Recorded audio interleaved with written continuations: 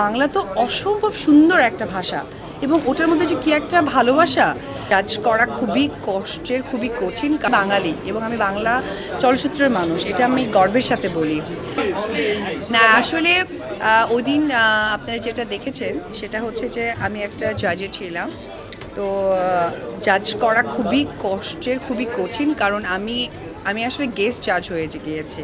তো গেস্ট জাজ মানে হচ্ছে তারা কিন্তু অলরেডি ফাইনালে চলে এসেছে, সো ভেরি মাচ ট্যালেন্ট। তাকে বোঝানো উচিত ছিল যে আসলে আমাদের বাংলা ইন্ডাস্ট্রি, বাংলা আমরা প্রেজেন্ট করি।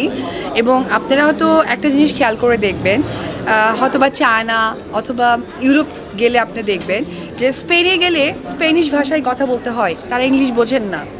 চায়নাতে গেলেও আপনাকে চায়না বলতে হয়। এই যে নিজের দেশকে প্রেজেন্ট করা বা সকলের সামনে তুলে ধরা, এবং আমাদের বাংলা তো অসম্ভব সুন্দর একটা ভাষা এবং ওটার মধ্যে যে কী একটা ভালোবাসা। তো আমার কাছে মনে হচ্ছিল এটা গ্রুমের একটা অংশ হওয়া উচিত ছিল। যে মানে যে প্রতিযোগী ছিলেন সে ভালো বলছেন, really smart, he is a very very smart.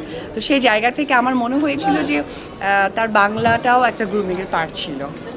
আমার মনে হয়েছিল যে সে একটা পারফর্ম করুক, কারণ যেহেতু মিডিয়া ইন্ডাস্ট্রি, ডেফিনেটলি আমরা বলবো যে আমাদের চলচ্চিত্রকে ঘিরেই সে পারফরমেন্স করুক অথবা কিছু একটা করুক।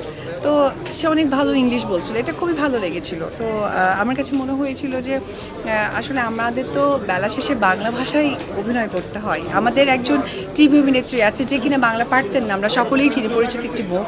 সে কিন্তু তার কাজের জায়গা থেকে বাংলাটাকে রপ্ত করে ফেলেছে, কারণ এটা ছাড়া ওয়ে নাই। কারণ আমি বাঙালি এবং আমি বাংলা চলচ্চিত্রের মানুষ, এটা আমি গর্বের সাথে বলি।